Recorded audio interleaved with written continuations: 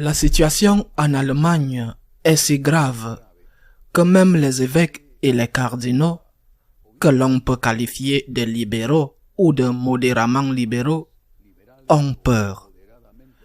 Ce ne sont pas seulement les évêques et les cardinaux conservateurs, les évêques, même voisins de l'Allemagne, qui ont mis en garde leurs collègues contre la gravité de ce que l'on appelle synode allemand, sur l'endroit où il pourrait conduire l'Église catholique en Allemagne, mais des personnages, je répète, au moins modérément libéraux, et qui ont même soutenu à l'époque que les divorcés remariés pouvaient recevoir la communion selon les circonstances. Eh bien, même eux ont peur. Un exemple est le cardinal Kasper. Le cardinal Kasper, allemand, théologien, n'est pas n'importe quel cardinal. Il est l'un des hommes de confiance du pape François. Au début de son pontificat, le pape François s'est référé à lui de la manière la plus élogieuse possible. Eh bien, cette semaine, le cardinal Kasper a déclaré que ce qui se passe en Allemagne est un coup d'État. Il l'a défini comme tel. Nous sommes confrontés à un coup d'État. Ce sont de grands mots. Un coup d'État. Il n'est pas le seul. Et la semaine précédente, c'était Schönborn, le cardinal de Vienne, qui avait parlé, pas d'une manière aussi contondante.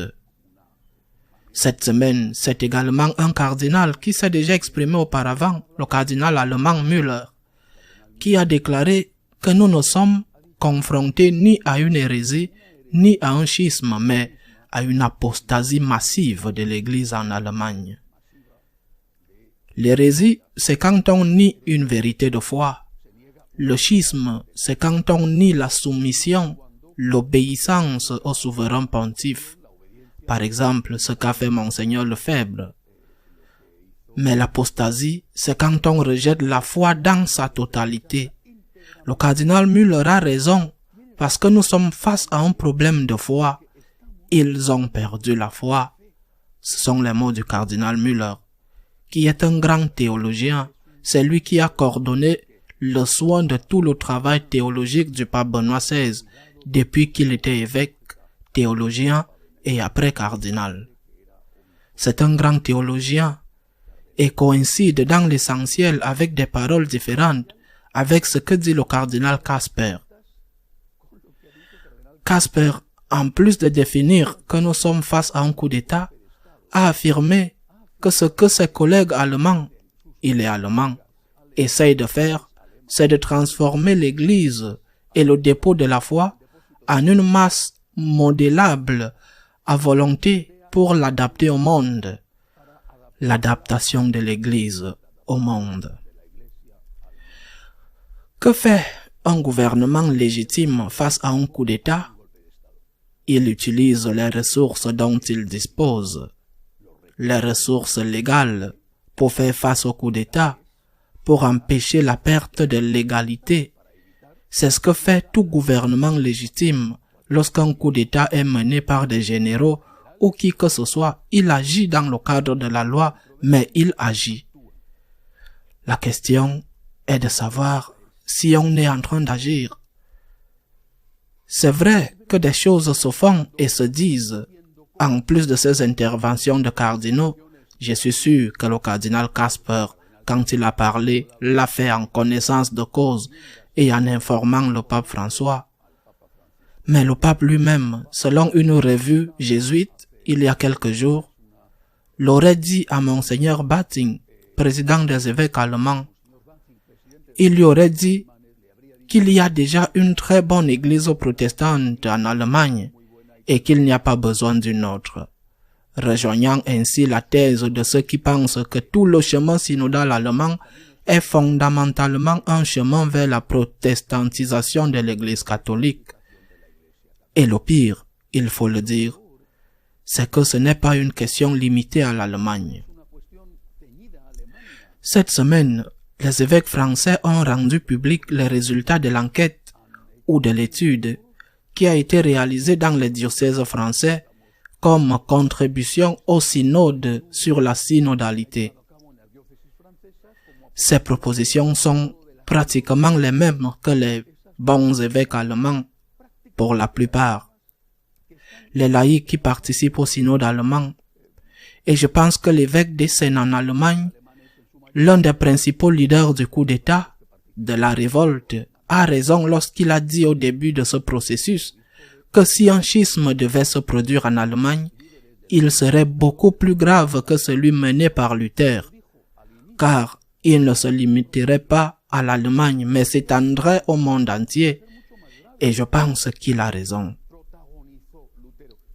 Maintenant, je répète, que fait un gouvernement légitime lorsqu'il y a un coup d'État? Il agit dans le cadre de la loi, mais agit. Agissons-nous? Peut-être que nous n'avons pas toutes les données et donc nous ne pouvons pas juger. Il est possible que certaines actions soient prises à un niveau privé. En plus de ces déclarations par certains ou d'autres, nous ne savons pas.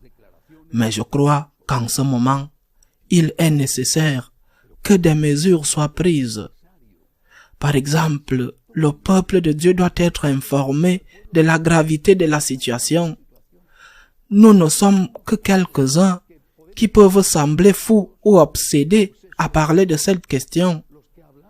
Eh bien, Dieu merci, de plus en plus de personnes prestigieuses nous rejoignent.